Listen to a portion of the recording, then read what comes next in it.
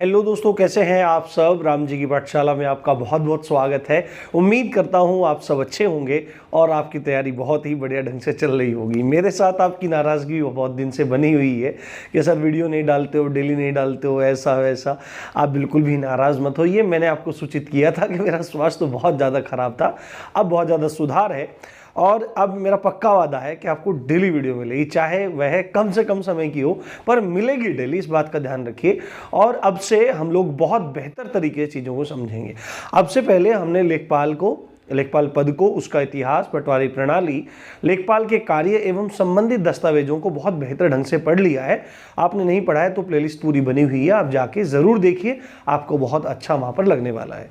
अब आपको मैं बताऊं, लेखपाल की जो कक्षाएं हैं ग्रामीण समाज की, इनको पढ़ाना एक चैलेंज है, क्योंकि ये डेटाओं, आंकड़े है ना, डेटा, आंकड़े, नई नई योजनाएं, नए नए जो इम्प्रूवमेंट्स अभी हुए हैं उनको उनसे सारगर्भित एक विषय है।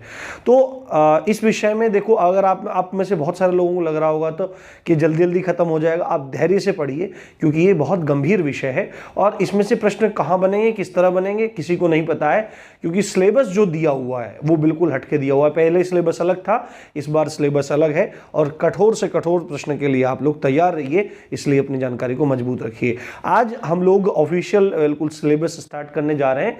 जो आपका सबसे पहला विषय है ग्राम्य विकास भारतीय संदर्भ में, इसको आज हम शुरू करने जा रहे हैं। ग्राम्य विकास को भारतीय संदर्भ में देखने से पहले हमको पहले गांवों के बारे में थोड़ी जानकारी रखनी जरूरी है, जिसमें आज हम क्या पढ़ेंगे, गांव के बारे में थोड़े से फैक्ट को देखेंगे, थोड़े डेटा को देखेंगे, उसके बाद गांवों के प्रकारों को देखेंगे, ग्रामीण समाज किसे कहते हैं ये चीज समझेंगे और गांवों की विशेषताओं को देखेंगे।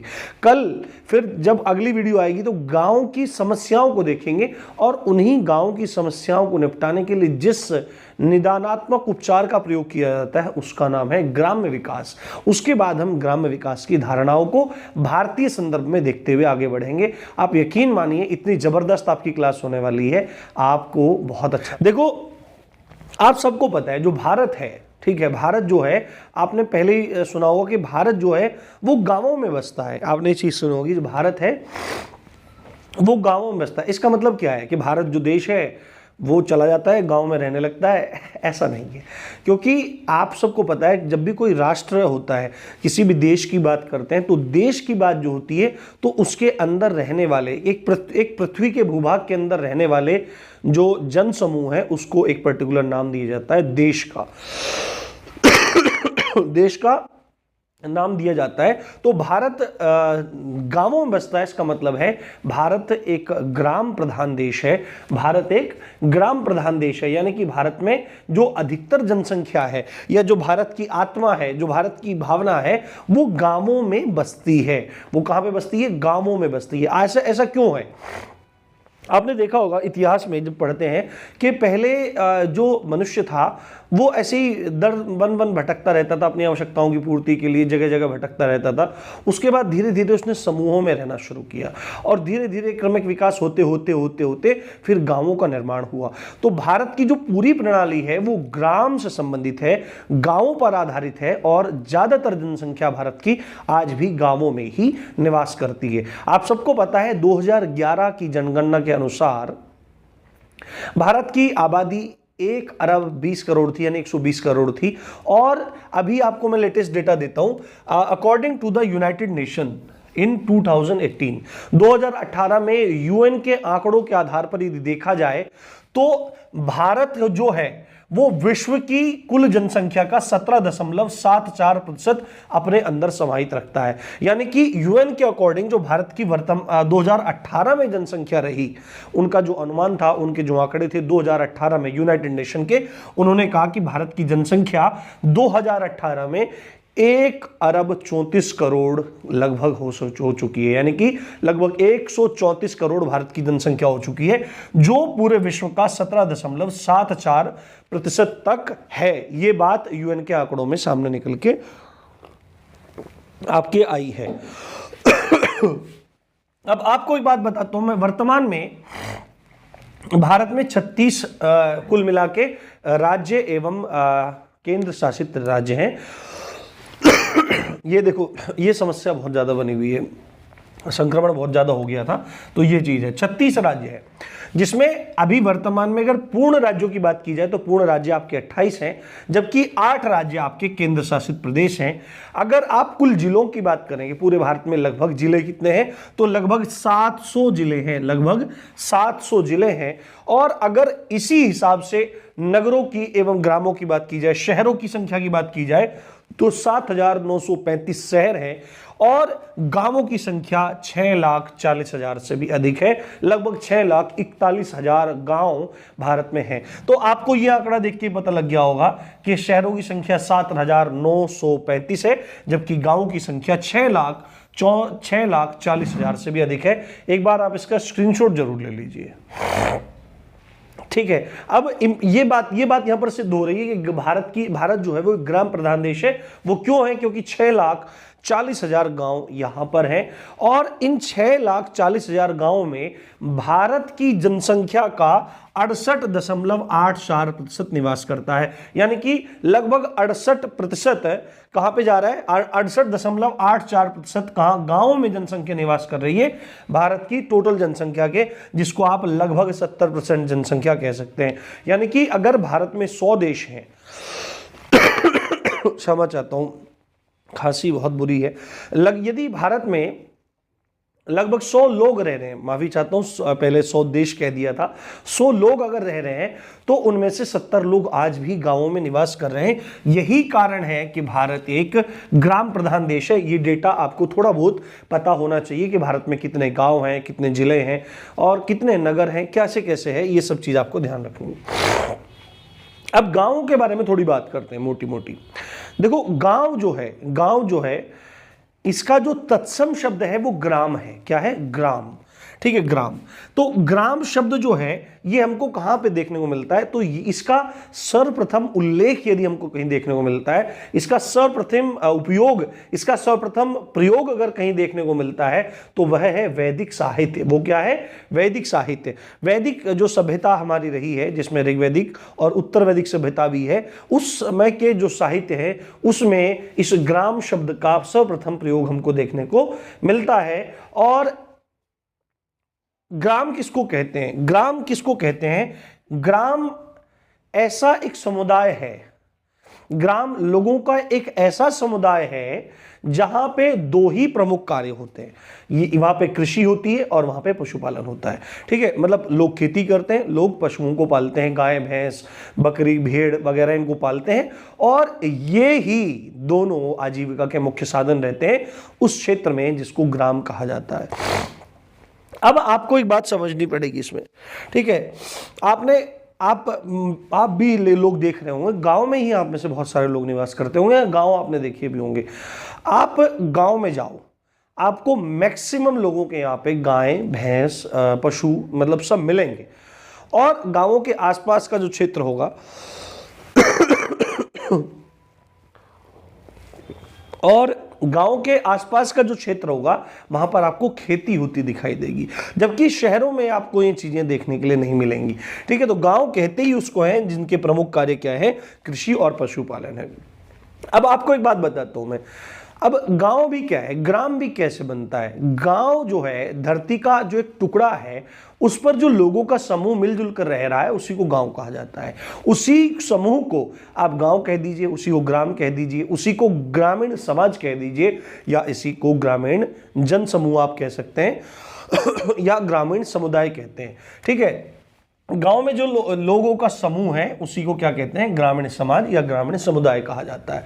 ग्रामीण समुदाय या समाज, आपसे पूछे भाई ग्रामीण समुदाय या समाज क्या क्या मतलब है, कि भाई क्या होता है ग्रामीण समुदाय या समाज?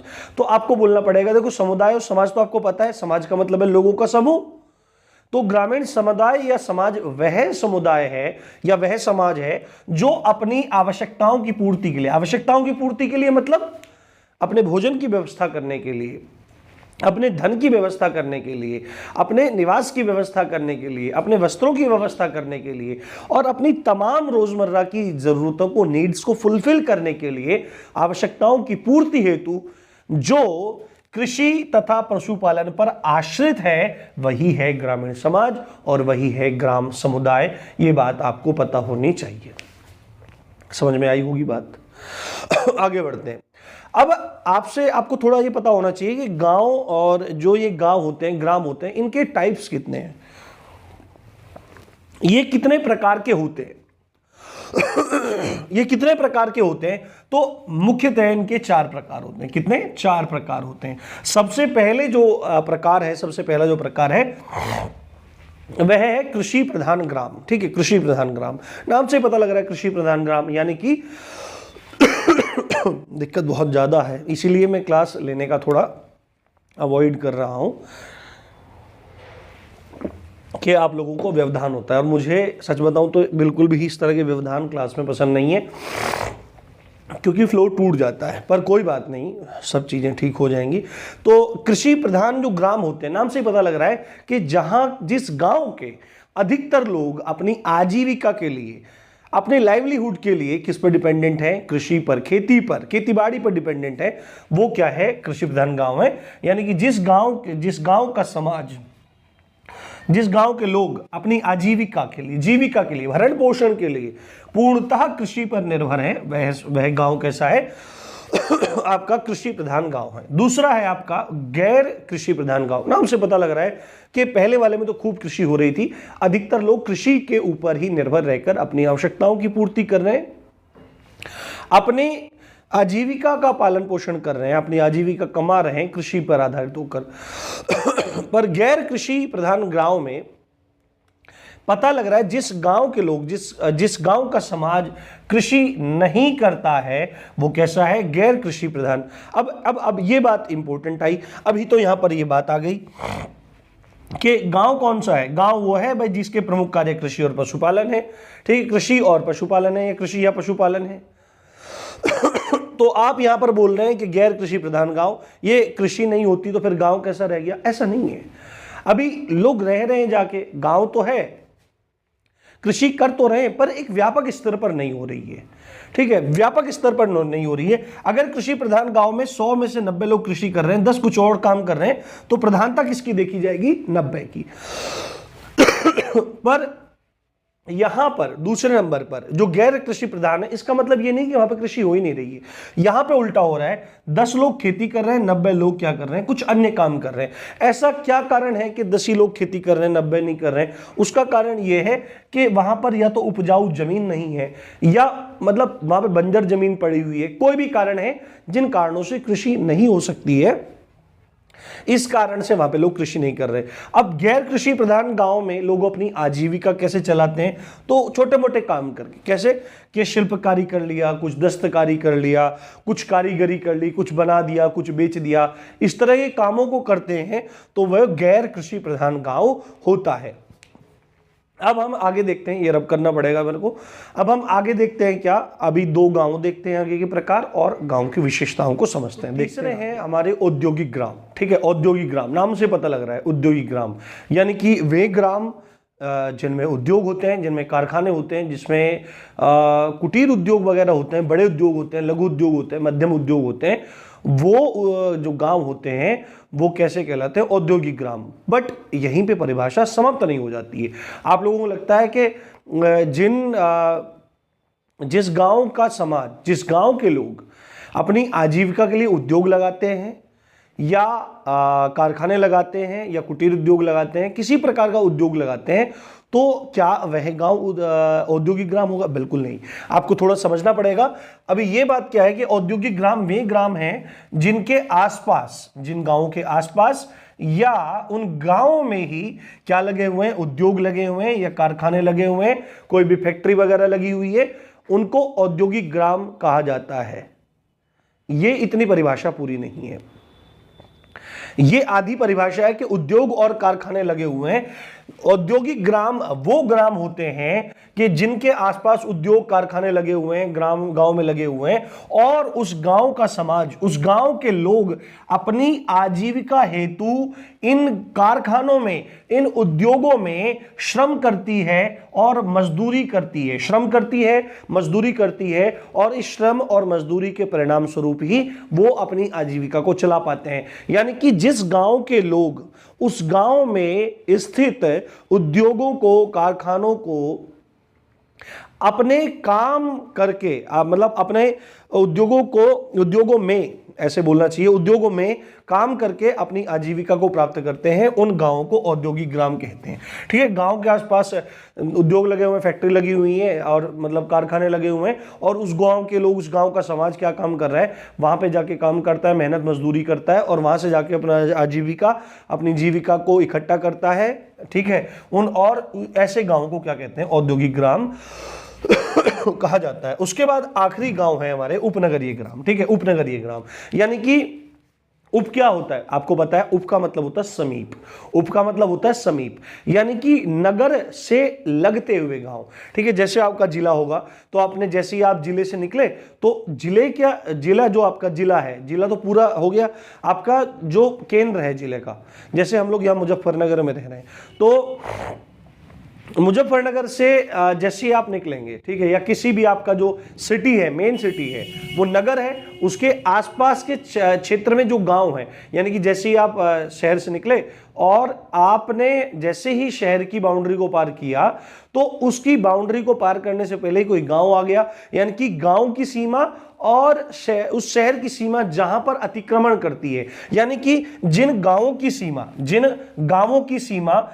साथ में स्थित नगरों की सीमा के साथ में क्या करती है, अतिक्रमण करती है, लगती है, मिल जाती है, उन गांवों को उपनगरीय गांव कहते हैं। और ऐसे गांवों में गांव और नगरीय विशेषताओं का मिश्रण देखा जाता है, यानी कि आपको उन गांवों में कृषि और पशुपालन भी मिलेंगे तथा शहर में होने वाले विभिन्न कामकाजों का थोड़ा असर भी देखने को मिलेगा। तो ये 4 प्रकार के गांव हैं। अब बात करते हैं ग्रामीण समाज की, समुदाय की या गांव की विशेषताओं के बारे में। तो सबसे पहली जो गांव में विशेषता देखने को मिलती है, जो धीरे धीरे समय के साथ अब धीरे धीरे विघटित होती जा रही है, परंतु वह एक विशेषता है। ठीक है, पहली विशेषता है ज्वाइंट फैमिली का होना। ठीक है, 2 तरह की फैमिली होती है, एक ज्वाइंट फैमिली होती है, एक न्यूक्लियर फैमिली होती है। ज्वाइंट फैमिली का मतलब है संयुक्त परिवार, और न्यूक्लियर फैमिली को कहते हैं एकल परिवार। आज के समय में शहरों में ये चीज देखने को मिल रही है कि एकल परिवार ही है, पति है, पत्नी है, बच्चे हैं, बट गांव में आज भी बहुत सारे क्षेत्रों में ऐसी परंपराएं हैं, वहां पर संयुक्त परिवार देखने को मिलता है और परिवारों में एक रूपता देखने को मिलती है। ठीक है, एक रूपता।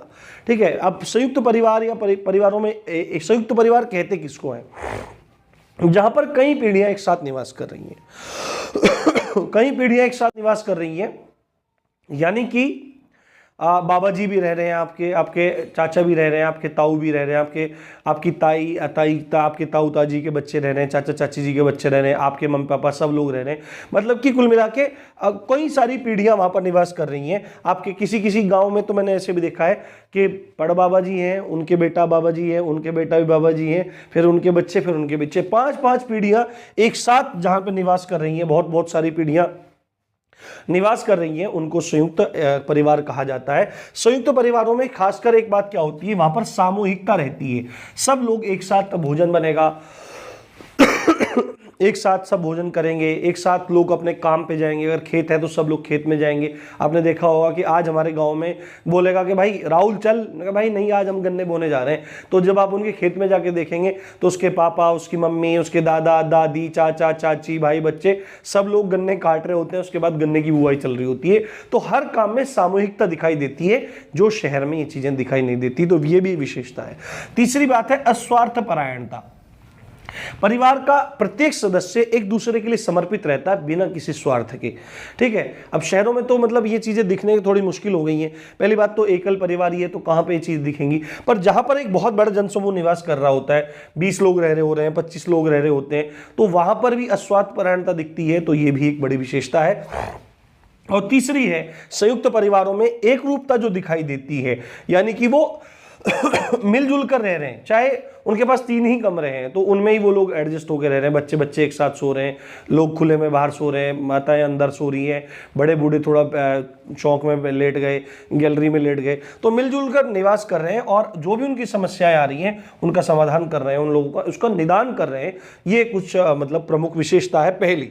दूसरा है जो जीविका होती है गांव में वो कृषि ही है, बात मैं आपको बता चुका हूं।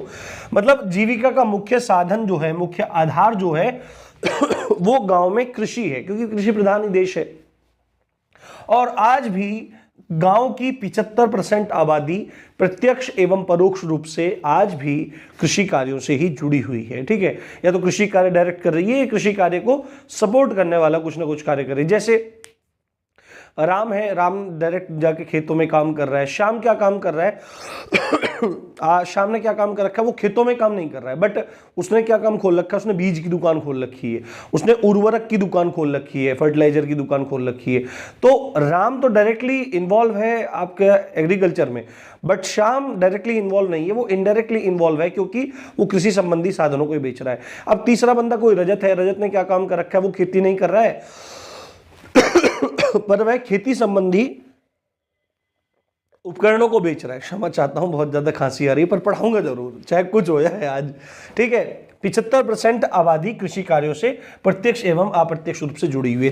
तीसरी इंपॉर्टेंट बात जो आज भी आपको गांवों में देखने के लिए मिल जाएगी वो है सुदृढ़ सामाजिक ताना बाना। आज भी समाज में, गांव में बहुत, मतलब आपने देखा होगा, आप कभी गांव में जाएंगे तो आपको क्या देखने को मिलेगा?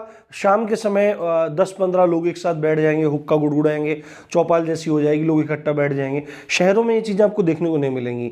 सुदृढ़ सामाजिक ताना बाना गांव में आज भी है। कभी किसी का जन्म हो जाता है तो पूरा का पूरा गांव उस जन्मोत्सव में शरीक होता है, खुशी मनाता है कि भाई फलाने के यहाँ लड़का हुआ है, लड़की हुई है, बड़ी अच्छी बात है, ठीक है। दूसरी बात है, किसी के यहाँ कोई मृत्यु हो जाती है तो पूरा गांव मिलता है। आपने एक चीज़ देखी होगी, जो हिंदुओं में खासकर जो चिताएं जलती हैं, ठीक है, मुस्लिमों की बात भी करें तो वो भी वहाँ पर सेम ही है लगभग। शहरों में ही मतलब ये विभेद देखने को मिलते हैं, पर ग्रामीण क्षेत्रों में ये चीज़ें देखने को नहीं मिलती हैं। अब किसी की मृत्यु हो जाती है तो हमने देखा है कि गाँव में क्या करते हैं, जो चिता बनती है वो लकड़ियों की बनती है, और जो गोबर के उपले होते हैं, जिन्हें हमारे क्षेत्र में तो गोसे कहते हैं, गोसे है ना, ऐसे बोल देते हैं, गोसे ले आओ भाई, ठीक है। तो उपले होते हैं, तो काउ डंक केक बोल सकते हैं आप उसको, इंग्लिश में बोल कह सकते होते ही हैं। तो उनको इकट्ठा करते हैं और मतलब मृत व्यक्ति के परिवार को व्यवस्था करनी नहीं पड़ती है। उनसे पहले ही जो गांव का समाज है वो सब मिलके एक बुग्गी इकट्ठी करेगा, जो भैंसा बुग्गी इकट्ठी करेगा, झूठा बुग्गी इकट्ठी करेगा, ले लेगा, और सबके घर में से भाई उनके लिए उनके ऐसे ऐसे होगा, हम भाई ले जाओ, मतलब उपले ले जाओ। तो मतलब अच्छा खासा उस व्यक्ति के शव को जलाने की व्यवस्था हो जाती है। तीसरी बात है, कोई भी उत्सव है, शादी है, ब्याह है, तो पूरा का पूरा घर पे, मतलब हमको तो बहुत अच्छा लगता था। हमारे गांव में जब हम छोटे थे तो नाई जो होते हैं वो, मतलब गांव में स्पेशली ऐसे न्योता देने का कार्य करते, हमारे समय तो करते थे। अभी तो थोड़ा सा हम गांव से थोड़ा हट गए हैं, थोड़ा अभी देखने में नहीं आता, पर सुनने में आज भी आता है कि नाई आज भी ऐसे न्योता देने आता है कि भाई तुम्हारा वहाँ पे न्योता है, उसके यहाँ पे तुमको खाने पहुँचना है। तो मतलब उत्सवों में सब लोग शरीक होते हैं। कोई धार्मिक आयोजन हो रहा है, कोई सामाजिक आयोजन हो रहा है, तो पूरा का पूरा समाज उसमें बढ़ चढ़कर प्रतिभाग लेता है, बढ़ चढ़कर हिस्सा लेता है। ये चीज गांवों की एक विशेषता है। अगली विशेषता है प्रकृति पर अधिक निर्भरता, है ना, निकटता प्रकृति से। अब गांव में क्या, खुली हवाएं हैं, लोग पेड़ों पे पास रहते हैं, और सुबह कोलगेट या वो करने से, अब तो गांव में भी थोड़ा थोड़ा ये हाल है कि लोग कोलगेट और ये फलाना ढिमाका करने लगे और एसी वगैरह में सोने लगे। नहीं तो पहले लोग छतों पे सोते थे, और गांव में तो बहुत जगह आज भी है कि आज लोग छतों पे सोते हैं, मच्छरदानी लगाते हैं, प्रकृति से अधिक निकटता रखते हैं, ज़मीन पे बैठना पसंद करते हैं, शुद्ध भोजन करना पसंद करते हैं। चूल्हे की रोटी हमारे घर में आज भी बनती है। आप सबको स्वागत है, कभी भी आना हो, हमारे घर में आज भी चूल्हे की रोटी कभी भी बना लेते हैं। जब भी हमारा मन होता है साग बनाते हैं, चूल्हे की रोटी, सब्जी, मतलब बड़ा मस्त लगता है, आपको पता होगा। तो ये चीज देखने को मिलती है। तीसरी बात है गांवों का छोटा होना, ठीक है। अब शहरों में भारी भरकम जनसंख्या रहती है, पर गांवों में शहरों की अपेक्षा बहुत कम जनसंख्या होती है, जिससे अगर सही से विकास की परंपरा को हम आगे बढ़ाएं, विकास को आगे बढ़ाएं, तो क्या हो सकता है, गांव में अधिक खुशहाली आ सकती है। ये एक प्लस पॉइंट है गांवों का छोटा होना। गांव का छोटा होना बाउंड्री का तो छोटा होना एक अलग बात हो सकती है भौगोलिकता पर, जनसंख्या के आधार पर गांव का छोटा होना ये प्लस पॉइंट होता है गांव का। अब आप देखो किसी की अब 2011 में जो जनगणना हुई जिसमें 6,41,000 गांव हैं, जिनमें 40,000 प्लस बता के आया हूं, 41,000 से थोड़े ही कम हैं। इन 6,41,000 गांवों में से 3,38,000 गांव ऐसे हैं जिनकी जनसंख्या 1,000 के आसपास है, 1,000 के आसपास है। तो ये एक प्लस पॉइंट यहां पर देखने को मिलता है। और एक प्रथा है आपकी जजमानी प्रथा, उसको बहुत अच्छे समझते हैं गांव में, जजमानी प्रथा। तो जजमानी प्रथा को समझना बहुत जरूरी है, ये गांव में आज भी विद्यमान है। देखो पहले समय में क्या होता था, दो तरह के विनिमय होते हैं ना, विनिमय दो तरह के होते हैं। एक तो वस्तु विनिमय होता है और एक होता है आपका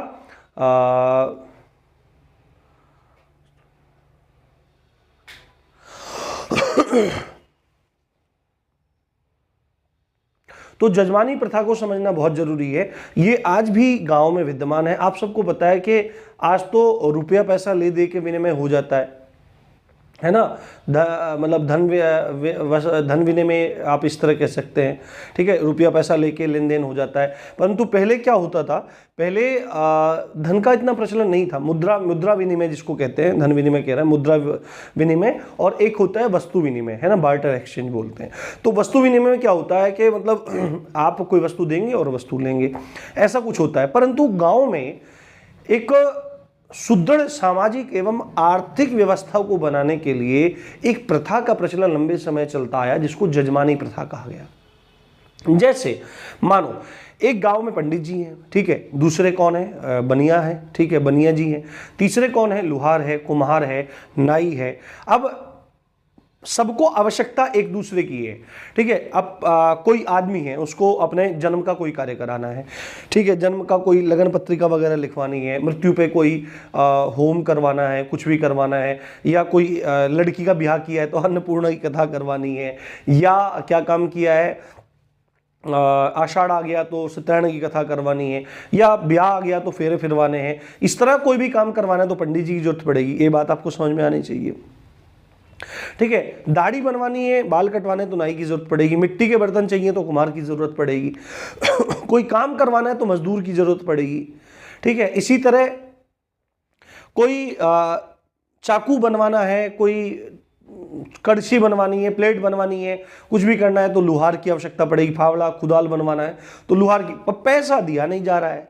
अब होगा क्या, अब कैसे चलेगा काम, कैसे चलेगा? तो इसी चीज को व्यवस्थित करने के लिए जजमानी की व्यवस्था, जजमानी प्रथा गांव में चली हुई थी। अब पंडित जी जैसे गए, मानो क्या है, पंडित जी जो गए, ठीक है, अब ग्रामीण समाज की विभिन्न जातियों के मध्य ये पूरी प्रथा देखी जाती है और सामाजिक तथा आर्थिक व्यवस्था है जो सेवाओं के आदान प्रदान से संबंधित है। स्पेशली सेवा प्रदान करने संबंधी, आदान प्रदान तो नहीं है, सेवा प्रदान करने संबंधी। जैसे पंडित जी गए, कर्मकांड किया, पूजा पाठ किया, होम विधि, जब जो भी करना था किया, कथा सुनाई, कुछ भी किया। अब वहां से उन्हें पैसा नहीं मिलेगा, ठीक है, उन्हें पैसा नहीं मिलेगा। आज के समय में तो पैसा मिलता है, जाओ पंडित जी जाइए आप, परंतु किसी किसी गांव में आज भी यह है कि पैसा नहीं मिलेगा। होगा क्या, उस समय जो वस्त्र होगा वस्त्र दे देंगे, फल होगा फल दे देंगे, भोजन दे देंगे उस समय। पर बाद में क्या होगा, पूरे गांव ने कथा कहलवाई, ठीक है, पर जब क्या हुआ, जब फसल कटने का टाइम आया, गेहूं कटे तो सबने एक एक बोरी गेहूं वहां पर पहुंचा दिया, ठीक है, एक एक बोरी गेहूं सबने उनके घर पहुंचा दिया, चावल कटा चावल पहुंचा दिया। तो इस तरह उनके काम भी हो गए, उनका भरण पोषण भी हो गया, ठीक है। इसी तरह मजदूर को बुलाया तो मजदूर से मजदूरी करवाई, समय आया तो इसी तरह चावल पहुंचा दिया, दाल पहुंचा दिया, अन्न पहुंचा दिया, इसी तरह नाई के पास पहुंचा दिया, इसी तरह कुम्हार के पास पहुंचा दिया, मिट्टी के बर्तन समय समय पर लेते रहे, फसल का समय आया तो उसको पहुंचा दिया, लुहार को पहुंचा दिया। तो इसी व्यवस्था को कहते हैं जजमानी व्यवस्था। तो ये जजमानी व्यवस्था पूरी की पूरी थी। इसमें जो संरक्षक है उसको जजमान कहा जाता है, ठीक है। जो संरक्षक है वो जजमान, मतलब जिसके यहाँ पूजा पाठ हो रही है वो आपका जजमान हुआ। जिसने मिट्टी के बर्तन लिए कुम्हार से, वो कुम्हार का एक तरह जजमान हुआ। जो नाई से हजामत बनवा रहा है वो जजमान हुआ। मतलब कि जो सेवाएं ले रहा है वो जजमान है। और जो सेवाएं दे रहा है वो जजमानी उसकी मानी जाती है। तो ये पूरी की पूरी प्रथा है। उम्मीद करता हूं आपको समझ में आएगी। ग्रामीण क्षेत्र की समस्याओं के बारे में चर्चा करते हैं, क्योंकि ग्रामीण विकास को समझने से पहले हमको ये चीज भी तो देखनी पड़ेगी कि वास्तविकता में समस्याएं क्या हैं और ग्रामीण विकास जैसे एक मुद्दे में हमको किन किन चीजों को टारगेट करना है। तो ग्रामीण विकास की समस्याओं में यदि सबसे पहली समस्या आती है या ग्रामीण क्षेत्रों में जो सबसे पहली समस्या है, जो प्रधान समस्या भारत की है, वो है गरीबी। वो क्या चीज है? गरीबी है, जिसको आप क्या कह सकते हैं, निर्धनता भी कह सकते हैं, और इंग्लिश में इसी को पॉवर्टी कहा जाता है। इसके बारे में आज हम लोग समझेंगे। पूरा का पूरा डेटा पूरे आंकड़ों से भरपूर है। 2 समितियां हैं तथा 2 विधियां हैं जिनसे गरीबी का मानदंड तय किया जाता है। स्वतंत्रता के बाद लगभग 60% तक, 60 से 70% तक लोग थे वो अपनी बेसिक जो जरूरत थे उनको भी पूरा नहीं कर पा रहे थे। यानी कि खाने के लिए न ठीक से खाना था, न पहनने के लिए कपड़ा था, न रहने के लिए अच्छे आवासों की व्यवस्था थी। लोग झुग्गी झोपड़ियों में रह रहे थे और बरसात में, गर्मियों में, सर्दियों में उनको अच्छी खासी दिक्कत होती थी। तो आपको मैं एक बात बताऊं, भारत की जो ग्रामीण अर्थव्यवस्था है आज भी उस पर व्यापक प्रभाव देखने को मिलता है गरीबी में। आप अगर शहरी क्षेत्र में रहते होंगे तो आपको इस चीज का शायद अनुमान नहीं होगा, परंतु यदि आप किसी ग्रामीण क्षेत्र में जाएं और बहुत बैकवर्ड एरिया में जाएं तो आपको जाते ही पता लग जाएगा कि वहां पर कितनी समस्याएं हैं। आज भी लोग झुग्गी झोपड़ियों में, मिट्टी के बने मकानों में रह रहे हैं और ना ही उनको जीवन के लिए अच्छा शिक्षा मिल पा रही है, ना वस्त्र, ना कपड़ा, ना अनाज, ना औषधि, ना एजुकेशन, कुछ भी उनको नहीं मिल पा रहा है। तो इसी संदर्भ में धीरे धीरे मुहिम चली। आपने एक मूवी देखी होगी मांझी, और मांझी में आपने देखा होगा कि जो दशरथ मांझी है, नवाजुद्दीन सिद्दीकी ने उसका किरदार निभाया है, तो वो अपने गांव से दूसरे गांव तक जाने के लिए सड़क मांग रहे थे। तो वो कहते कि भाई सड़क बनाओ, हमने पहाड़ काट दिया, ऐसा वैसा, यूं यूं। तो वहां पर जो भाषण है उस दशक का, 1970 के आसपास का जो दशक था, उस दशक के समय में जब इंदिरा गांधी थी तो प्रधानमंत्री थी, तो उस समय वो क्या कहते, क्या नारा था उस समय सरकार का नारा था, गरीबी हटाओ, गरीबी हटाओ। कुछ और हटा हो ना हटाओ, पर गरीबी तो बिल्कुल नहीं हटी है। और इसका डेटा निकालने के लिए भारत सरकार के योजना आयोग ने, आजकल तो योजना आयोग का जो नाम है वो बदल गया है, योजना आयोग को बदल के नीति आयोग की स्थापना हो गई है। योजना आयोग ने एक समिति का गठन किया और उस समिति के आंकड़ों के आधार पर उन्होंने बताया, कौन सी समिति थी आपको ध्यान रखना है, जो गरीबी को मापने के लिए, जो गरीबी से संबंधित, जो निर्धनता से संबंधित थे या निर्धनता के आंकड़े इकट्ठा करने के लिए जो 2 महत्वपूर्ण समितियां हैं, उनमें पहली समिति है लाकड़ावाला समिति और दूसरी है आपकी तेंदुलकर समिति। पहली कौन सी है? लाकड़ावाला समिति, और दूसरी है आपकी तेंदुलकर समिति।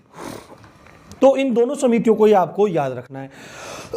एक बात मैं आपको बता देता हूं, योजना आयोग ने लाकड़ावाला समिति के आंकड़ों के आधार पर क्या कहा। अब लाकड़ावाला समिति ने अपने गरीबी के आंकड़ों को निकालने के लिए यूआरपी विधि का प्रयोग किया था। अब अभी यूआरपी विधि आपको बताऊंगा मैं। 2 विधियां हैं, एक यूआरपी विधि है, एक एमआरपी विधि है। इन दोनों को मैं भी आपको एक्सप्लेन करूंगा, बट मैं पहले एक चीज बता देता हूं।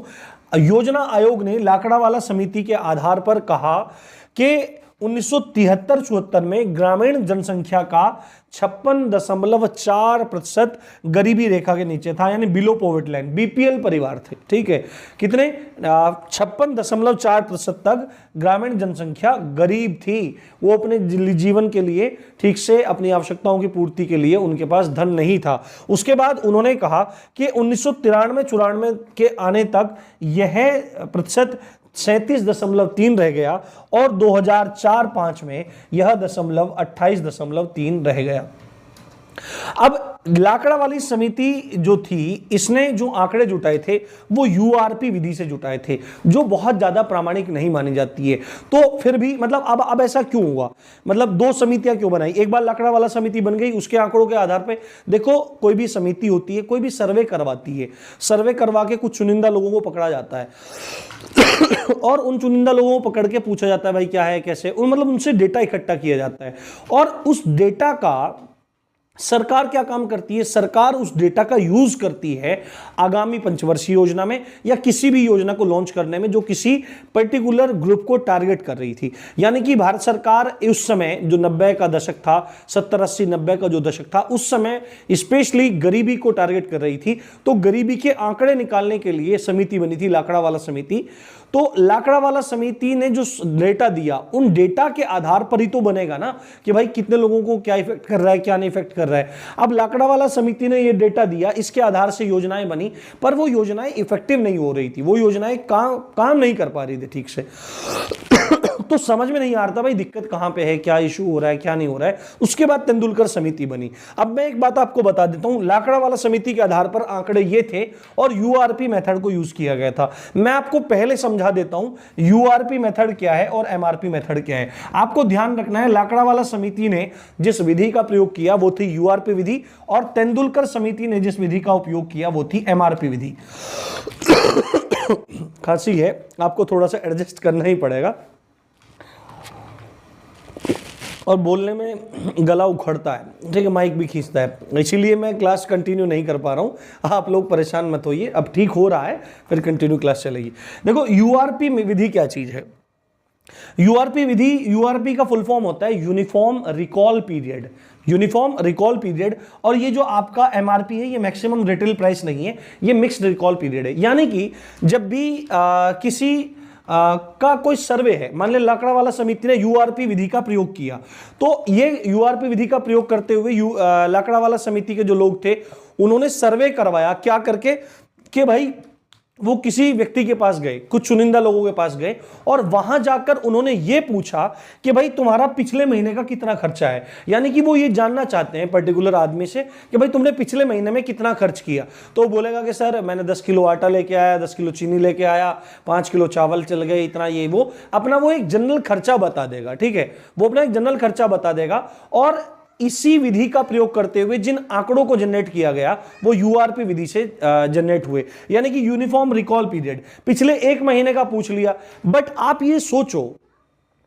कि जरूरी नहीं कि वो पिछले ही महीने सारा खर्चा किया हो, क्या पता वो उससे पहले भी और ज्यादा खर्चा करके बैठा हो या कम खर्चा करके बैठा हो। तो पिछले एक महीने के आंकड़ों के आधार पर किसी भी ग्रामीण क्षेत्र का ठीक ठीक डेटा तैयार नहीं हो सकता है कि वह व्यक्ति गरीब है या वह व्यक्ति गरीबी की रेखा से ऊपर उठ चुका है। तो इस विधि में यही दिक्कत थी कि एक सटीकता नहीं थी, ठीक ढंग से आंकड़े इकट्ठे नहीं हो रहे थे। मान लिया उसने क्या काम किया पिछले महीने, अब ये मानो, ये मान लिया ये अमीर आदमी है, मतलब इसकी स्थिति ठीक है और ये पिछले महीने बोलेगा कि पिछले महीने में 5 किलो चावल लाया, 2 किलो आटा लाया। तो इन आंकड़ों के आधार पर सर्वे करता क्या मान लेगा, सर्वे करता मान लेगा ये बंदा गरीब है।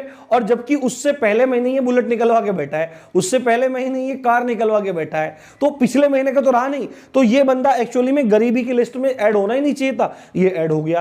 तो या फिर क्या हुआ कि कोई वास्तविकता में गरीब था, उसने पिछले महीने रेडियो ले लिया, टीवी ले लिया, पैसे वैसे जोड़ के, तो वो अमीरी वाली इसमें ट्रांसफर हो गया, भाई ये तो ज्यादा पैसा कमा रहा है।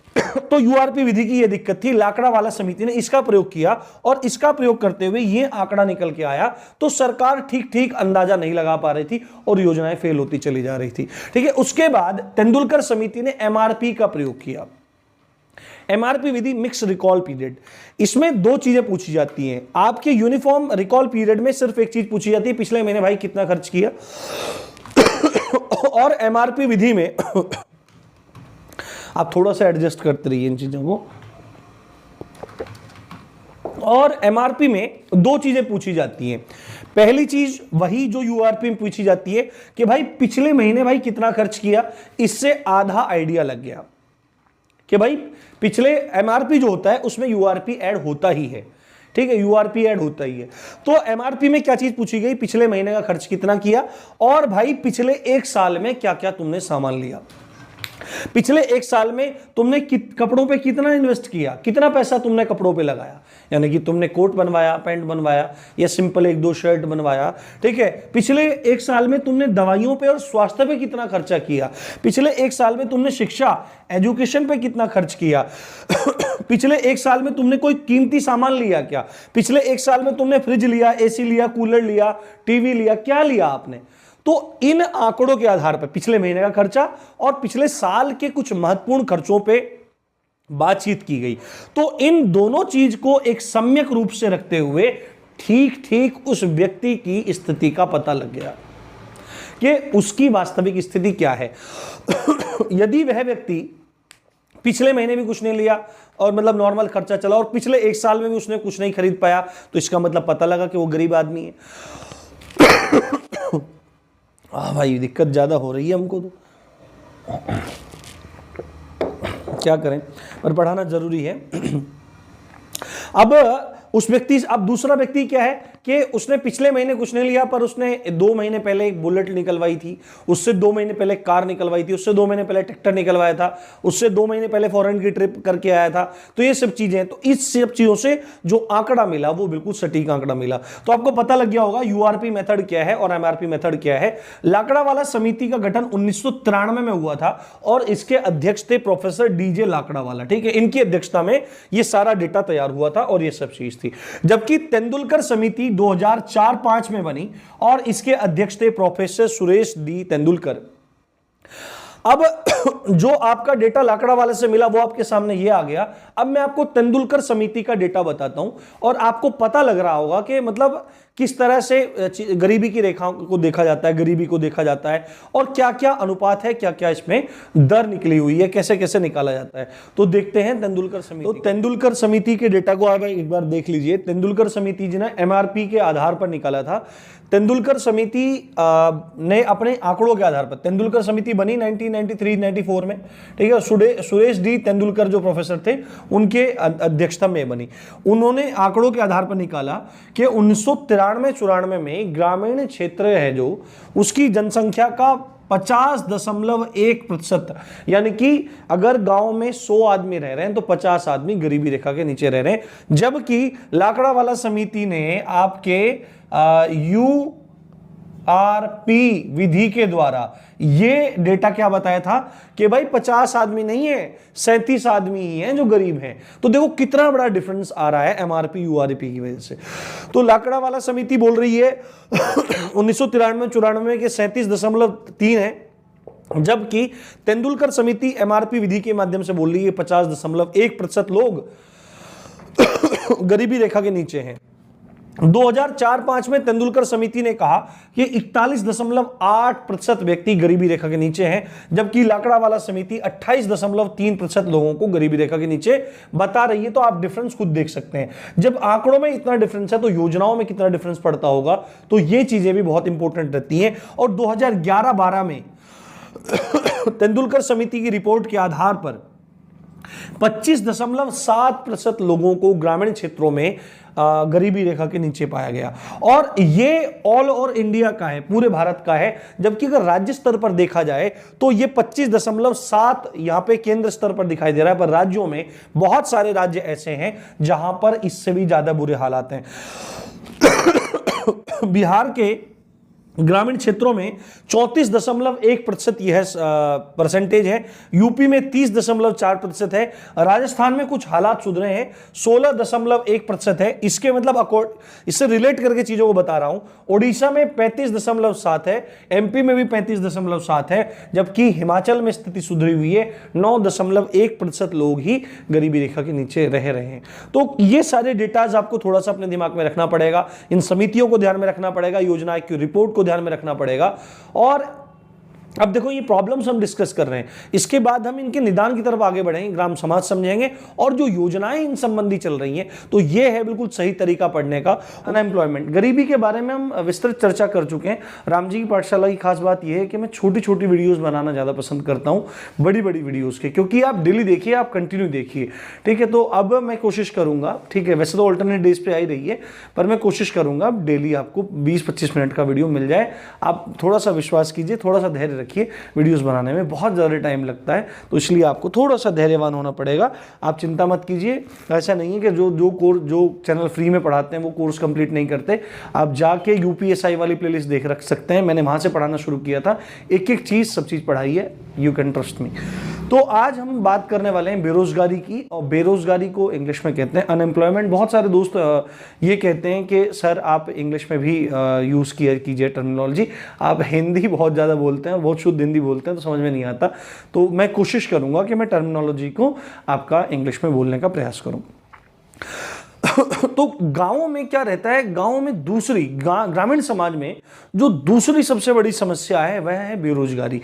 लोग बेरोजगार हैं क्योंकि भारत का अधिकांश भाग, ठीक है, ग्रामीण जनसंख्या से पटा पड़ा है, और ग्रामीण जनसंख्या का अधिकांश भाग प्रत्यक्ष एवं अप्रत्यक्ष रूप से, डायरेक्ट एवं इनडायरेक्ट फॉर्म में इन्वॉल्व है एग्रीकल्चर में, वो आधारित है कृषि पर।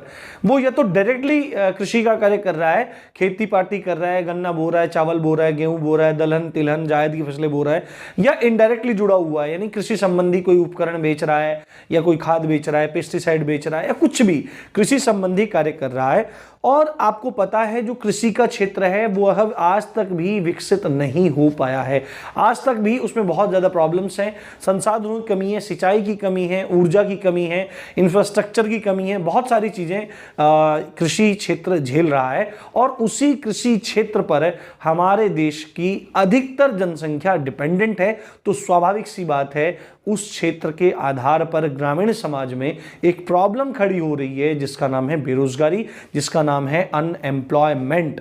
अनएम्प्लॉयमेंट को अगर आप अर्थव्यवस्था के आधार पर देखोगे, इकोनॉमी के आधार पर देखोगे तो 4 से 5 टाइप्स को देखने को मिलते हैं। बट जिन बेरोजगारी के प्रकारों की आज हम चर्चा करने वाले हैं, जिन अनएम्प्लॉयमेंट के टाइप्स को हम आज डिस्कस करने वाले हैं, उसमें 2 टाइप हैं, उनके बारे में हम समझते हैं। पहला टाइप है आपका ऊपर लिखा हुआ है अदृश्य बेरोजगारी, यानी कि ऐसी बेरोजगारी जो दिखती नहीं है, डिस्गाइज्ड अनएम्प्लॉयमेंट। और दूसरी है मौसमी बेरोजगारी, यानी कि सीजनल अनएम्प्लॉयमेंट। ये 2 बेरोजगारी ग्रामीण समाज में बहुत बड़े स्तर पर देखने के लिए मिलती हैं।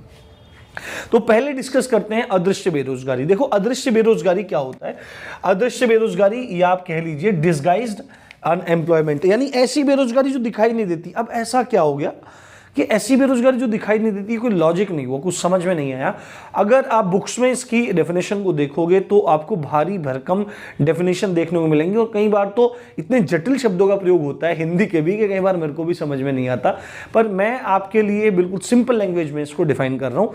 अदृश्य बेरोजगारी का मतलब ये है कि आपने देखा होगा, जैसे अगर आप किसी गाँव देहात से संबंधित होंगे, मैं तो हूँ ही, मैं तो देखता ही हूँ, मैं सीमावर्ती ग्राम में रहता हूं, ठीक है। सीमावर्ती ग्राम आप समझ सकते हैं, यानी कि जिस ग्राम की सीमाएं शहरी सीमाओं से अतिक्रमित होती हैं, यानी कि जो मतलब काटती हैं, लगभग मिलते हुए हैं, ऐसे ग्राम में रहता हूं। तो यहां पर आपको दोनों तरह की जो व्यवस्था है वो देखने को मिलती है, शहरी और ग्रामीण दोनों। गांव के प्रकारों के बारे में मैं चर्चा पहले से कर चुका हूं, आपको सब चीजें पता हो। तो इंपॉर्टेंट बात यह है अदृश्य बेरोजगारी। तो आपने गांव में देखा होगा कि किसी घर में क्या रहता है कि जमीन तो रहती है 2 बीघा, 3 बीघा, 4 बीघा, 5 बीघा, ठीक है। और अगर आप फसल के दौरान, फसल कटने के दौरान अगर उन खेतों में जाके देखेंगे तो ऐसा दिखेगा कि उन खेतों में 1 बीघा का खेत है और उसमें 20 बंदे घुसे हुए हैं, ठीक है। 1 बीघे का खेत है, उसमें 20 बंदे घुसे हुए हैं। तो ये है अदृश्य बेरोजगारी। अब आप कहेंगे कि सर ये क्या लॉजिक हुआ कि एक खेत में 20 बंदे घुसे हुए हैं, तो घुस सकते हैं वो, कुछ भी नहीं।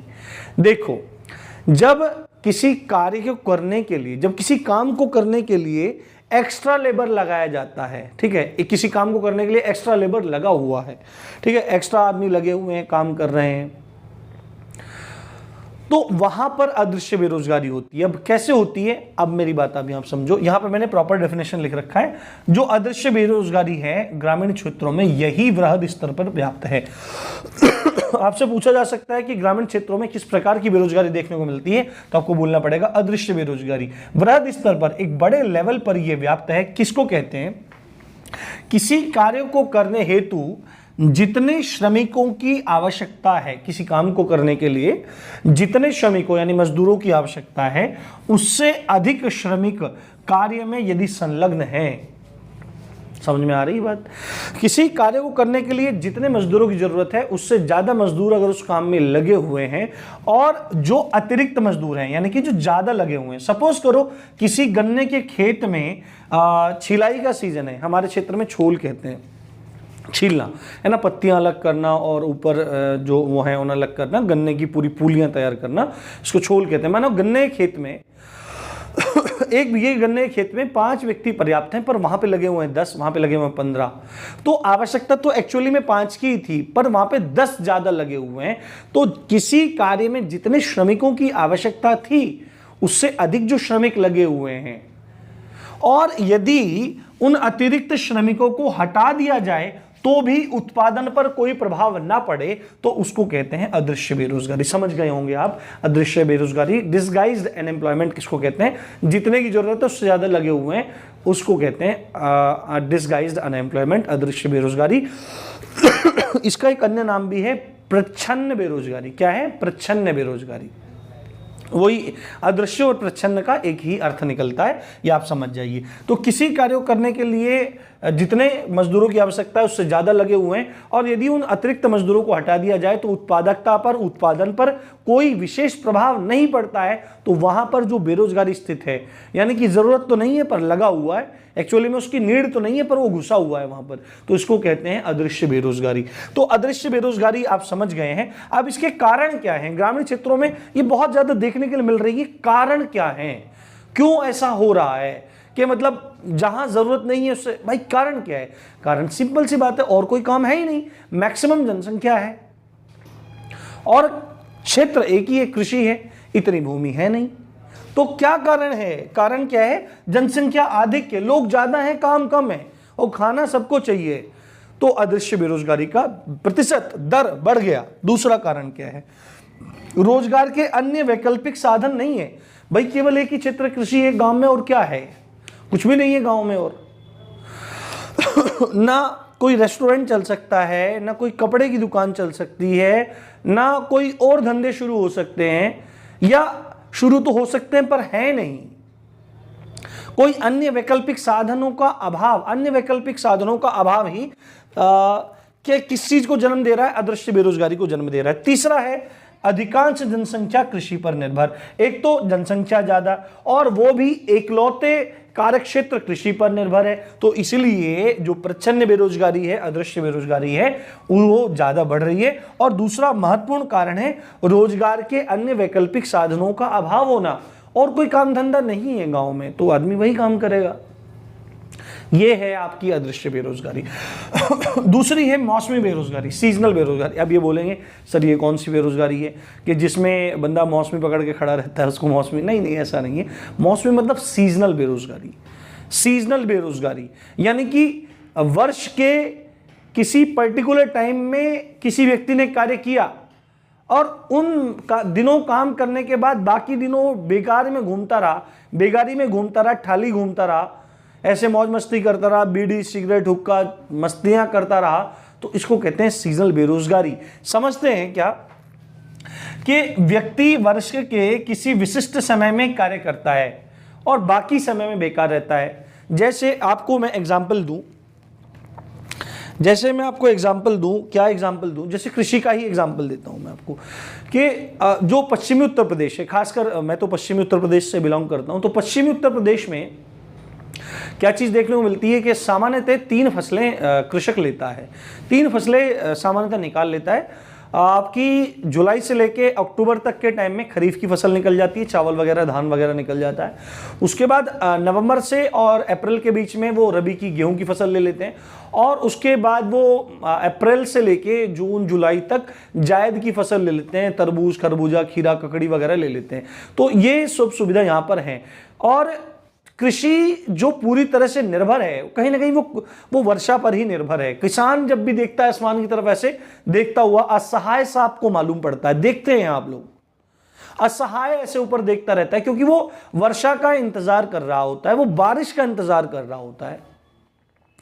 और पश्चिमी उत्तर प्रदेश में बारिश ठीक होती है, परंतु देश के बहुत सारे राज्य ऐसे हैं जहां पर वर्षा का अनुपात बहुत कम है, या केवल उनको वर्षा कब मिलती है? वर्षा ऋतु में ही मिलती है। तो वर्षा ऋतु में ही वर्षा मिलती है। वर्षा ऋतु का समय कब रहता है? लगभग जून से शुरू हो जाता है और आपके अगस्त सितंबर तक चलता है। यही 3-4 माह का समय रहता है। और अधिकांश लोग, क्योंकि अधिकांश लोग कृषि क्षेत्र में वर्षा पर ही आधारित हैं, तो जिन क्षेत्रों में केवल वर्षा ही सिंचाई का एकमात्र साधन है, वहां पर कृषक किसान लोग केवल और केवल एक ही फसल से काम चलाते हैं, जिसका नाम है खरीफ की फसल, यानी कि वो चावल बो देते हैं, ठीक है, वो धान बो देते हैं। तो ये क्या हुआ कि वो आदमी केवल वर्षा ऋतु पर आधारित रहा और केवल 4 महीने उसने खेती की। वर्ष के 8 महीने वो बेरोजगारी में रहा, बेकारी में रहा, बेकार रहा, घूमता रहा। तो वर्ष के 4 महीने काम किया, 8 महीने बेकार रहा।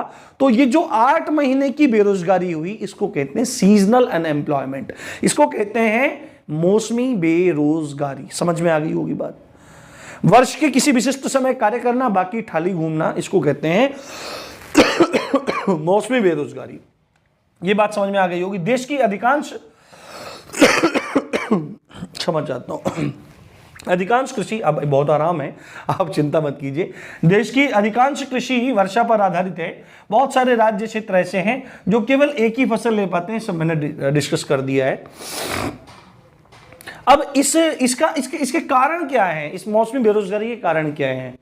मौसमी बेरोजगारी के कारण भी ज़्यादातर हमारे सिंचाई संसाधनों की कमी, क्योंकि जिस क्षेत्र में केवल वर्षा से ही जल पहुंच रहा है, तो सिंचाई के साधन बढ़ाने चाहिए, नलकूपों से पानी पहुंचाना चाहिए, ठीक है, नलकूप की व्यवस्था होनी चाहिए, तालाबों की व्यवस्था होनी चाहिए, वहां तक नहर का सिस्टम, कैनाल सिस्टम पहुंचना चाहिए, वहां तक कैनाल सिस्टम के बाद राजवाहे के माध्यम से जल पहुंचना चाहिए, कुएं के माध्यम से जल पहुंचना चाहिए। यानी कि सिंचाई साधनों की कमी के कारण मौसमी बेरोजगारी दिखाई दे रही है स्पेशली। तो इसको मिटाने के 2 साधन हैं। पहला साधन है सिंचाई के साधनों का विकास कर दिया जाए उस क्षेत्र में, वहां पे इंफ्रास्ट्रक्चर को बिल्ड कर दिया जाए, तो आपको बात समझ में आ जाएगी। नलकूप लगा दिए, कुएं खोद दिए, ठीक है, वाटर हार्वेस्टिंग सिस्टम लगा दिया, उससे पानी रोक लिया, ठीक है, और तालाब बना दिए गए, नहर सिस्टम डेवलप कर दिया गया, बांध के द्वारा सिंचाई, छोटे छोटे बांध बना दिए गए, चेक डैम्स बना दिए गए, तमाम चीज़ें हैं। वर्षा ऋतु में पानी जब पड़ रहा है, जितना जा रहा है खेतों में जा रहा है, बाकी को स्टोर करके रख लिया जाए, वर्ष भर कुछ ना कुछ किया जाए, यानी कि सिंचाई के साधनों का विकास किया जाए, तो ये मौसमी बेरोजगारी हट सकती है। दूसरी बात है, जब कृषक या व्यक्ति गांव में 4 से 5 महीना ही कृषि कार्यों में संलग्न है, उसके अतिरिक्त यदि सिंचाई के साधनों का विकास नहीं हो पा रहा है, तो ग्रामीण उद्योगों को बढ़ावा देना चाहिए। गांधी जी ने संविधान के आर्टिकल 43 में यह बात कही है। गांधी जी ने नहीं कही है, गांधी जी के विचारों को वहां पर रखा गया है डीपीएसपीज में, ठीक है, आपके जो राज्य के नीति निर्देशक तत्व है, वहां पर कुटीर उद्योगों को बढ़ावा। हम लोग गांधी जी के विषय में बहुत कुछ बोलते हैं, कुछ लोग पॉजिटिव बोलते हैं, ज़्यादातर युवा जो लोग हैं वो नेगेटिव बोलते हैं, पर गांधी जी की जो विचारधारा है, जब आप पढ़ेंगे तो आपको पता लगेगा वो कितना दूर का सोच रहे हैं। क्योंकि कोई भी देश बिना अर्थव्यवस्था को मजबूत किए अपने आप को विश्वगुरु की श्रेणी में नहीं ला सकता है, ये बात आपको पता होनी चाहिए। किसी युद्ध नीतिकार ने कहा है या किसी नीतिकार ने कहा है कि किसी व्यक्ति को, किसी देश को, किसी राष्ट्र को यदि आपको बर्बाद करना है, सबसे पहले उसकी अर्थव्यवस्था पर चोट पहुंचाइए, उसके बाद उसकी संस्कृति और उसके संस्कारों को नष्ट कीजिए, वह देश स्वतः नष्ट हो जाएगा। तो अर्थव्यवस्था का कितना गहन चिंतन गांधी जी के विचारों में दिखाई देता है कि जिस समय वो भारत को आजाद करने की तरफ आगे बढ़ रहे हैं, उसी समय वो ग्राम में स्वशासन की तरफ आगे बढ़ रहे हैं, ग्रामीण स्तर पर स्वशासन की बात कर रहे हैं, वो पंचायती राज की बात कर रहे हैं, वो कुटीर उद्योगों को उत्साहन की बात कर रहे हैं, वो ग्राम उद्योगों के उत्साहन की बात कर रहे हैं, प्रोत्साहन की बात कर रहे हैं। तो ग्रामीण क्षेत्रों में ग्रामीण उद्योगों को बढ़ावा देकर इस मौसमी बेरोजगारी को खत्म किया जा सकता है। यही कुछ समाधान है। और आज हम जितनी भी सारी प्रॉब्लम्स अदर बची हुई हैं उन सबको डिस्कस करेंगे।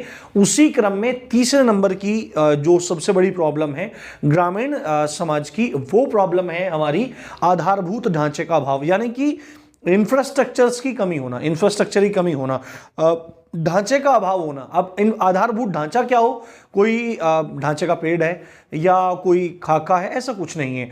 जो बुनियादी सुविधाएं हैं जिनकी वजह से ग्रामीण समाज विकसित हो सकता है, अपने संसाधनों को बढ़ा सकता है, अपनी ग्रामीण अर्थव्यवस्था में दम भर सकता है, ऐसा जो पूरा खाका है, ऐसा जो पूरा ढांचा है, ऐसी जो पूरी स्ट्रक्चर है, वो इंफ्रास्ट्रक्चर है, उसके बारे में डिस्कशन हम लोग करेंगे।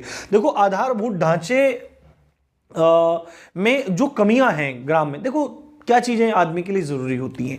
आधारभूत ढांचे में शिक्षा, स्वास्थ्य, सड़क, परिवहन, संचार, ऊर्जा, स्वास्थ्य, यही सब चीज़ें आती हैं। शिक्षा वगैरह यही सब चीज़ें आती हैं। रोटी, कपड़ा, मकान, ये सब चीज़ें टुटकुल मिला के आती है। व्यवसाय, रोजगार, तो इन्हीं चीज़ों का ग्रामीण समाज में अभाव है। वहाँ पे क्या चीज़ है? पहला पॉइंट है अस्पतालों का अभाव है ना। गाँव में क्या है कि कई सारे गांवों पे मिला के कोई अस्पताल कहीं कहीं पे बना हुआ है, कहीं पे नहीं बना हुआ है, तो अस्पतालों का अभाव है। अस्पताल का अभाव है, आदमी बीमार हो जाता है। अगर कोई प्रेग्नेंट महिला है तो उसको मतलब डिलीवरी करवानी है, या किसी को सडन एकदम से कोई प्रॉब्लम आ गई है, कुछ भी दिक्कत अगर हो रही है, तो उसको अगर हॉस्पिटल की आवश्यकता है तो वहां पर हॉस्पिटल है ही नहीं, और यदि वह है भी तो वह जीर्ण शीर्ण अवस्था में पड़ा हुआ है। जीर्ण शीर्ण अवस्था में पड़ा हुआ है, या तो हॉस्पिटल की बस दीवारें और चार दीवारी वगैरह हैं, ना उनके अंदर डॉक्टर्स हैं, ना वहाँ पे फार्मासिस्ट है, ना वहाँ पे 4th क्लास है, ना वहाँ पे औषधियाँ हैं, ना वहाँ पे ट्रीट करने वाला है, ना वहाँ पे मशीनें हैं, वहाँ पे कुछ नहीं है। या तो है नहीं है तो जीर्ण शीर्ण अवस्था में पड़ा हुआ है। ये है अभाव, ये है अभाव। दूसरा है विद्यालयों का अभाव। जो स्कूल्स हैं, स्कूल्स का अभाव है। मतलब कि क्या है कि किसी गांव में प्राइमरी स्कूल्स भी नहीं है, और प्राइमरी स्कूल्स हैं तो उनका क्या है, उनमें कौशल की कमी है। जो टीचर वहाँ पे पढ़ा रहे हैं बस वो ऐसे ही पढ़ा रहे हैं। आप लोग वीडियो भी देखते रहते होंगे कि वो बड़े ही सरकारी मास्टर बने हुए हैं, पर वो ठीक से जनवरी नहीं लिख पा रहे हैं, देश के राष्ट्रपति का नाम नहीं बता पा रहे हैं, और भाज्य भाज्य संख्याओं के बीच में उनको अंतर नहीं पता है। तो तमाम वीडियोज़ आप यूट्यूब पर देखते होंगे, वो रहती हैं। तो क्या देखने को मिलता है कि विद्यालय नहीं है, विद्यालय हैं तो कौशल का अभाव है, और विद्यालय अगर है भी तो जूनियर लेवल का नहीं है, हाई स्कूल नहीं है, और आपका इंटर कॉलेज नहीं है। इस तरह के मतलब ये कमियां हैं, ये दूसरी कमी है, अभाव है। तीसरा अभाव है ऊर्जा की पर्याप्त मात्रा में उपलब्धता का अभाव।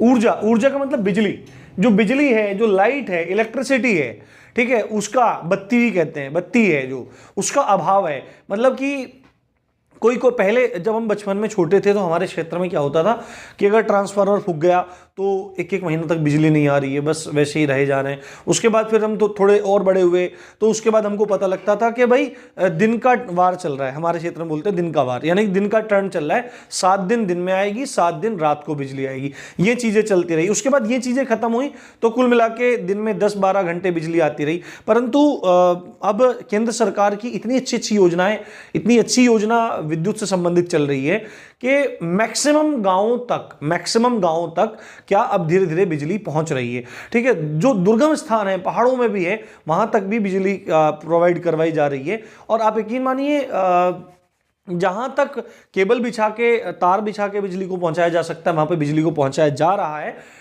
बट जहां पे पॉसिबल नहीं है वहां पे सोलर पैनल का इंतजाम करके बिजली को उन घरों तक पहुंचाया जा रहा है। तो बिजली की उपलब्धता ना होना भी एक बहुत बड़ी कमी है ग्रामीण विकास के में, ये बाधा है। क्योंकि बिजली अगर ठीक से नहीं आएगी तो आप अगर ट्यूबवेल लगाए हैं, आप मोटर लगाए हैं, वो चीज़ नहीं चलेंगी, आपका टीवी नहीं देख पाएंगे आप, मतलब सारी की सारी जो आपकी सुविधाएं हैं वो सारी आपकी ठप पड़ जाएंगी ऊर्जा के अभाव में। आज तो स्थिति काफ़ी सुधर चुकी है, ग्रामीण क्षेत्रों को भी 17 से 18 घंटे बिजली मिल रही है।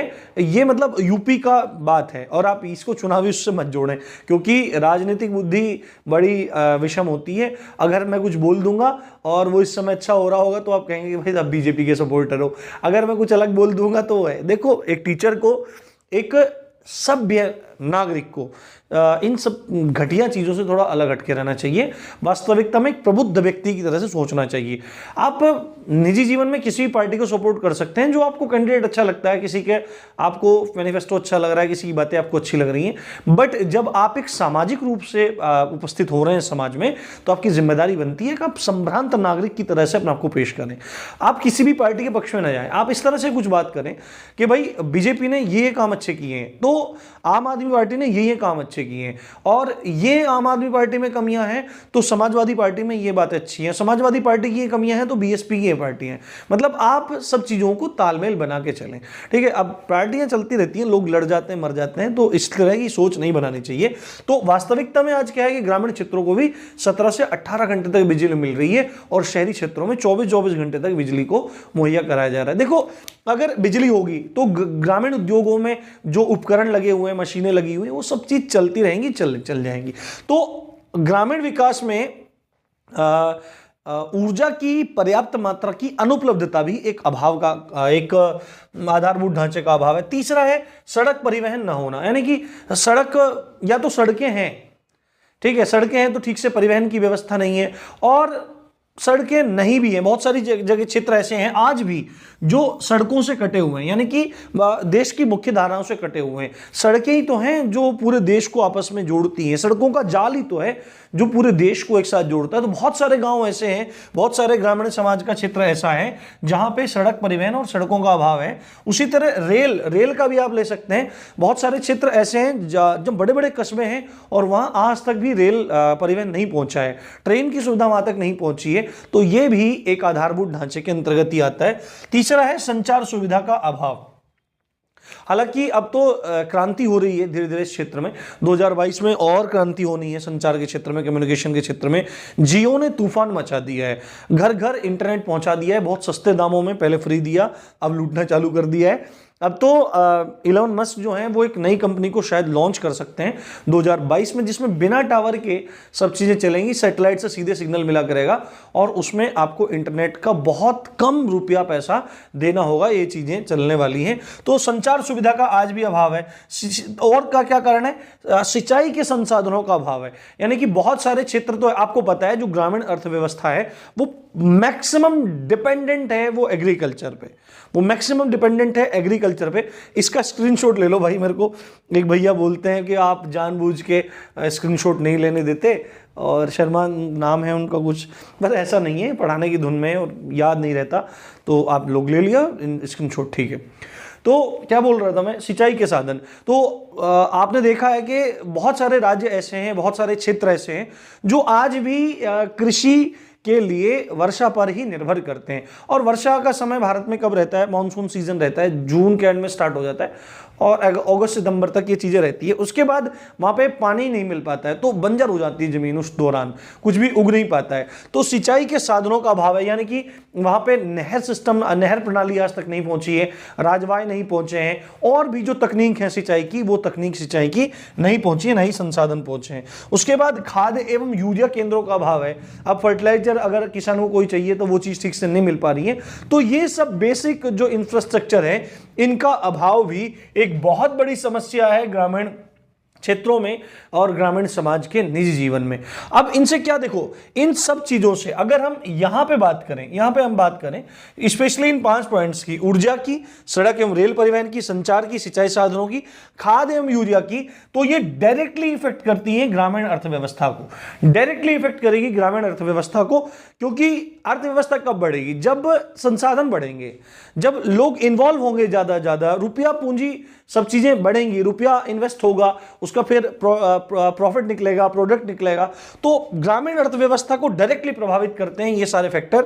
और क्या काम होगा? देखो, अगर ये चीजें नहीं होंगी, अगर ये सब चीजें नहीं होंगी, मतलब संचार नहीं होगा, साधन नहीं होगा, ऊर्जा की अनुपलब्धता होगी, तो जो ग्रामीण उद्योग हैं, अलग अलग उद्योग गांव में लग सकते हैं, तो उन पर प्रभाव पड़ेगा। उनका जो वास्तविकता में विकास होना चाहिए था, जो समुचित विकास उनका होना चाहिए था, वो विकास उनका नहीं हो पाएगा, और कृषि का भी समुचित विकास नहीं हो पाएगा। देखो, बिजली नहीं आएगी तो सबसे पहली बात है, सिंचाई साधन नहीं होंगे तो कैसे कृषि का विकास होगा? मान ले सिंचाई के साधन हैं भी, उधर बिजली नहीं है तो प्रॉब्लम हो जाएगी, ठीक है। उसके बाद क्या है, खाद यूरिया नहीं मिल रहा है तो कृषि नहीं होगी। चलो, ये सारे काम हो गए। अब उसके बाद किसान अपना माल बेचने कहाँ जाए?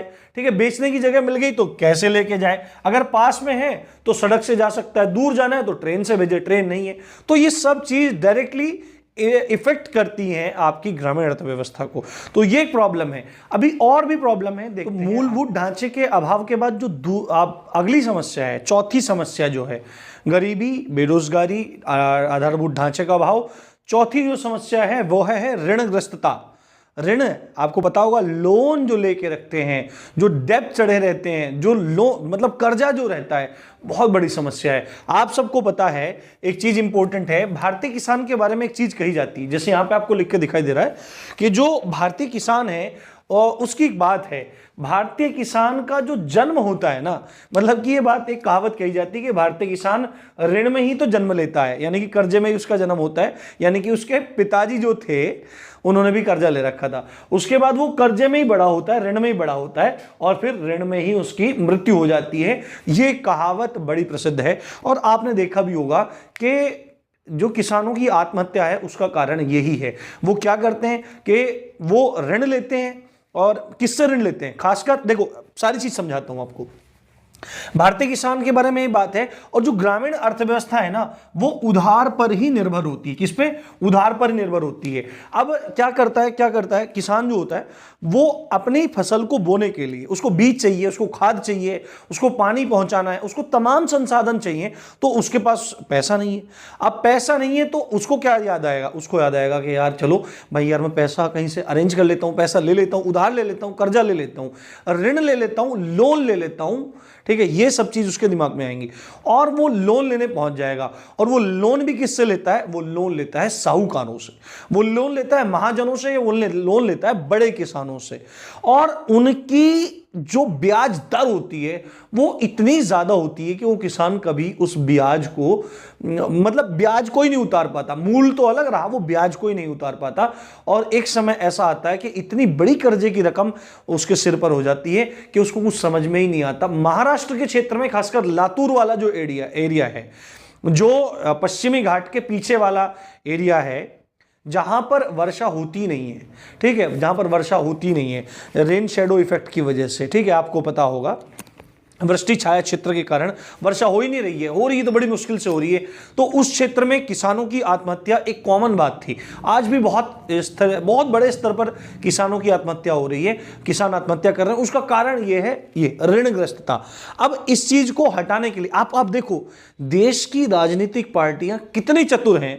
जिस भी राज्य में चुनाव होगा उस राज्य में जाकर सीधे ऐलान कर देगी कि किसानों का कर्जा माफ होगा। सीधी नब्ज पकड़ लेती है, सीधी नब्ज पकड़ लेती है। किसानों ने कर्जा ले रखा है, ग्रामीण अर्थव्यवस्था पूरी कोई ना कोई कर्जा ले रखा है, ठीक है, तो कर्जा ले रखा है तो तुरंत से क्या सोचेगी कि भाई किसान हमको वोट करेंगे और हमारा कर्ज माफ हो जाएगा। एमपी में बीजेपी ने यही किया, उसके बाद कांग्रेस ने पंजाब में यही किया, हरियाणा में भी यही चीजें हुई, राजस्थान में भी कांग्रेस ने यही सब काम किए, ठीक है। तो कुल मिला के सारी सरकारें, सारी राजनीतिक पार्टियां, क्षमा चाहता हूं, यही काम करती हैं। और आजकल तो एक फ्री का एजेंडा चल पड़ा है। आपने देखा होगा सुप्रीम कोर्ट ने अभी 2-3 दिन पहले यह कहा है कि राजनीतिक पार्टियां जो फ्री का प्रलोभन दे रही हैं उनके लिए नोटिस जारी किया है केंद्र सरकार को, इलेक्शन कमीशन को ऐसी राजनीतिक पार्टियों का नामांकन रद्द होना चाहिए और इनका जो चुनाव चिन्ह है वो भी निरस्त किया जाना चाहिए। ये बात है, प्रलोभन दिया जा रहा है कि भाई हम ऐसा फ्री कर देंगे। कांग्रेस अलग लगी हुई है, बीजेपी अलग लगी हुई है, आम आदमी पार्टी, सब कोई दूध के धुले नहीं है, सब लोग इसी तरह से लगे हुए हैं। और एक्चुअली में वो पैसा किसका है? वो हमारा पैसा हम ही को घुमा फिरा के बेवकूफ बना के दिया जा रहा है। हमको लग रहा है वाह यार कितना अच्छा हो रहा है, पर इसीलिए हम लोगों का पढ़ा लिखा जाना जरूरी है। अनपढ़ आदमी पढ़े लिखों को बेवकूफ बना रहे हैं और दुनिया बन रही है कि 20 रुपए का टिकट बच रहा है, 6000 रुपए में सब्जी चलती है।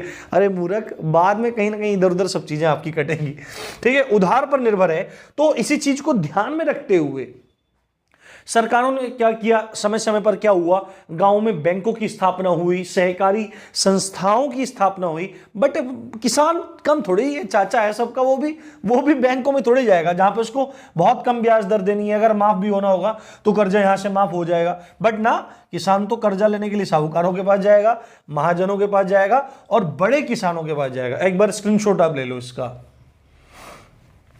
तो ऋणग्रस्तता भी एक बहुत बड़ी समस्या है। अगली समस्या है आर्थिक विषमता। आर्थिक, इकोनॉमिकली डिफरेंस देखने को मिलता है हर गांव में, हर ग्रामीण समाज में। शहरों में तो देखने को मिलता ही है, पर गांव में स्पेशली ये चीजें देखने को मिलती है। आपने देखा होगा कि गांव में कोई किसान बहुत बड़ा है, बड़ा सा घेर है, बड़ा सा मकान बना हुआ है, गाड़ियां खड़ी हुई हैं, ट्रैक्टर खड़े हैं और बहुत सारा पशुधन है, गाय भैंस बंधी हुई हैं और ऊपर एसी लगा हुआ है, गद्दे हैं, बेहतरीन नौकर चाकर सब चीजें। यानी कि गांव का, ग्रामीण समाज का एक वर्ग ऐसा है जो शहरी सुख सुविधाओं का भोग अपने दैनिक जीवन में कर रहा है, और दूसरा वर्ग ऐसा है जिसको रोजी रोटी चलाने के लिए भी अपनी जिंदगी में मशक्कत का सामना करना पड़ रहा है। इसी चीज को कहते हैं आर्थिक विषमता। क्या कहते हैं? आर्थिक विषमता। ये इकोनॉमिकली डिफरेंस जो है, ये इकोनॉमिक डिफरेंस जो है वो बहुत खतरनाक है। यानी कि ग्रामीण समाज का 15 से 20% तबका ऐसा है जो बड़ा जोतदार है। जोत किसको कहते हैं? जोत खेत को कहते हैं। जोतना कहते हैं ना, जोतदार, यानी कि बड़ा किसान है, बड़ा काश्तकार है ना, बड़ा जोतदार है, और उसकी आय भी बहुत ज्यादा अधिक है, और वो शहरी जीवन जैसे जीवन को अपने जीता है। एसी, कूलर, फ्रिज, पंखे, बढ़िया खाना, कारों में घूमना, ट्रैक्टर में चलना, बढ़िया सब चीजें हैं। जबकि गांव का एक तबका ऐसा है जो 75 से 80% तक है, जिसकी जो या तो भूमिहीन है, उसके पास जमीन ही नहीं है, और अगर उसके पास जमीन है तो बहुत छोटी जोत है जिसको, और वो ऐसा है, वो शहरी जीवन यापन करना तो बहुत दूर की बात है, वह व्यक्ति रोजी रोटी कमाने के लिए भी मशक्कत करता है अपने दैनंदिन जीवन में। तो ये है आर्थिक विषमता। अब आपको लग रहा है हम सब क्यों पढ़ रहे हैं? हम पहले अच्छी बातें पढ़ के आए थे, प्रकार पढ़ के आए थे गांवों के, उसके बाद हम गांव की विशेषताओं को पढ़ के आए थे, ग्रामीण समाज की।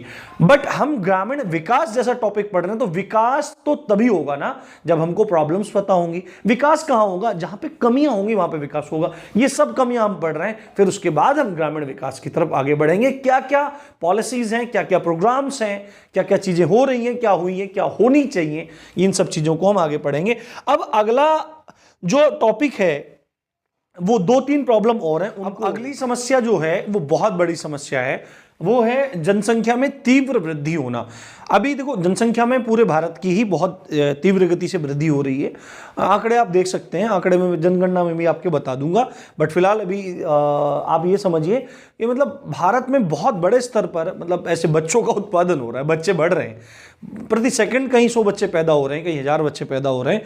तो ये जो काम हो रहा है ना, अगर इसको 2 क्षेत्रों में देखा जाए, शहरी समाज में देखा है, ग्रामीण समाज में देखा जाए, तो ये रेट ग्रामीण समाज में बहुत ज्यादा है ना। ग्रामीण समाज में जो जन्म दर है वो बहुत ज्यादा ऊंची है ग्रामीण समाज में। अब तो और ये बढ़ भी गई है। क्यों बढ़ गई है? इसका कारण ये है कि जननी सुरक्षा योजना, बहुत सारी योजनाएं चल रही हैं, जिससे पहले समय में क्या होता था कि बच्चा जन्म लेता था और जन्म दर से ज्यादा ऊंची मृत्यु दर हो जाती थी कई बार, कि बच्चों ने जन्म लिया तो बच्चा भी खत्म हो गया, मां भी डिलीवरी के दौरान खत्म हो गई, मर गई वो।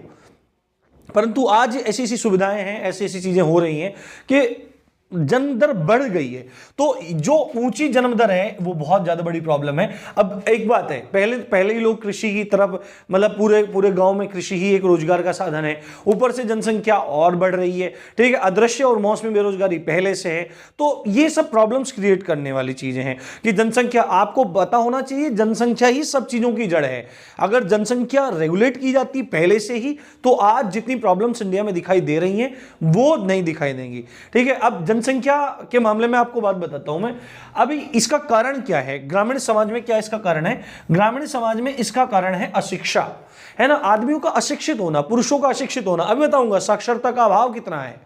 अभी अशिक्षा बहुत हावी है, हालांकि धीरे धीरे चीजें सुधर रही हैं, पर एक बहुत बड़ी चीज क्षेत्र में अंतर नहीं देखने को मिला है। अशिक्षा है तो क्या चीजें फर्क पड़ेंगी अशिक्षा से? उसको पता ही नहीं है कि भाई तेरे ज्यादा बच्चे होंगे तो तू उनका लालन पालन कैसे करेगा। अगर 10 बच्चे हो रहे हैं, 7 बच्चे हो रहे हैं, 8 बच्चे हो रहे हैं, तो वो नहीं है। अब आप में से बहुत सारे लोग, पहले मैं बता के आया था, आप में से बहुत सारे लोग ये सोचने लगेंगे कि धार्मिक जगह पे आ जाएगा कि भाई हिंदुओं के बच्चे इतने नहीं होते, मुसलमानों के बच्चे इतने होते। ऐसा कुछ भी नहीं है, ऐसा नहीं है। आज भी बहुत सारे क्षेत्रों में मतलब हिंदुओं के बच्चे ही बहुत ज्यादा होते हैं और मुसलमानों के तो ज्यादा हो ही रहे हैं, इसमें तो कोई बड़ी बात नहीं है। पर एक सभ्य और जागरूक नागरिक होने के नाते हमको हिंदू और मुसलमान को एक तरफ रखते हुए यह चीज सोचनी पड़ेगी कि भाई वास्तविकता में जनसंख्या बढ़ रही है। उसका क्या कारण है? अशिक्षा।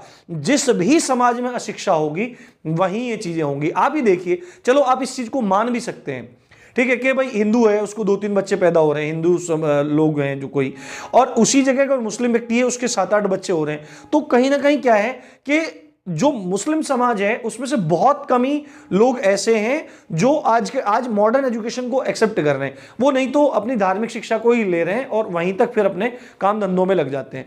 तो इस चीज को कोई भी धर्म के आधार पर ना ले, और अगर ले रहा है तो वह अपनी बुद्धि का ही परिचय दे रहा है। आप मेरे माथे पे तिलक देख के ये ना समझे कि मैं बस हिंदू ही हूँ, ये हूँ। आपने ये सब चीज़ें कभी सुनी नहीं होंगी। एक भाई तो बोल भी रहे थे कि आप टीचर हो, आपको ये चीज़ें अच्छी नहीं लगती। वो मेरा पर्सनल चीज़ है, ठीक है, आप उसको नोटिस ही मत करो ना।